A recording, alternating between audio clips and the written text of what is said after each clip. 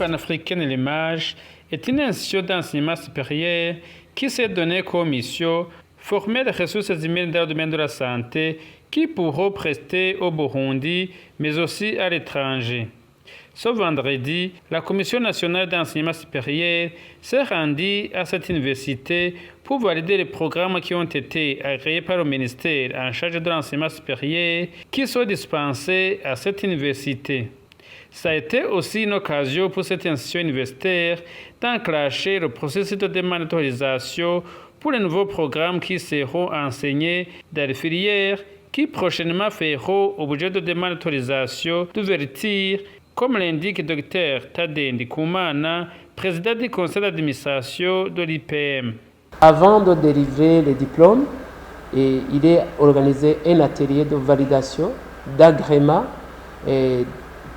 des formations qui ont été administrées aux étudiants. Donc l'année prochaine, on pourra sortir les premiers lauréats de baccalauréat. Donc il est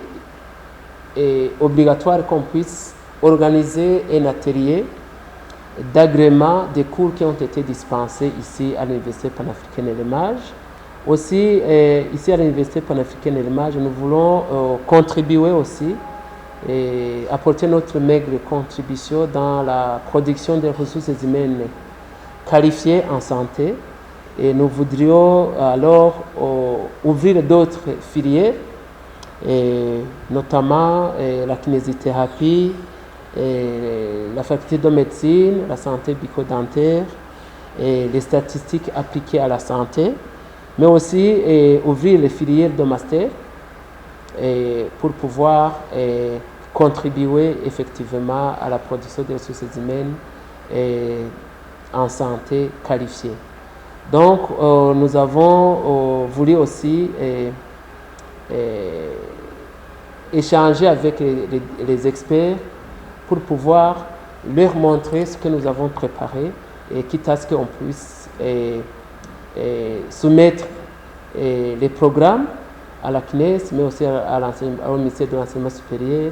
et pour décrocher une autre ordonnance d'agrément pour les nouveaux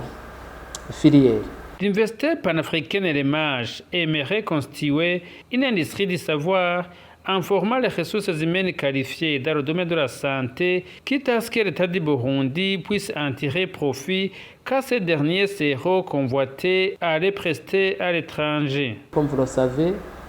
les ressources humaines en santé sont rares et aussi sont convoitées à travers la sous-région et le monde entier en Europe. Et nous sommes dit pourquoi pas ne pas, à travers les institutions de l'État, mettre en place un organe habilité pour pouvoir contribuer à ce que ces ressources humaines en santé qui sont tellement convoitées à l'étranger puissent partir dans un cadre légal connu, parce que dans les conventions internationales et au niveau de l'Organisation internationale du travail, il y a des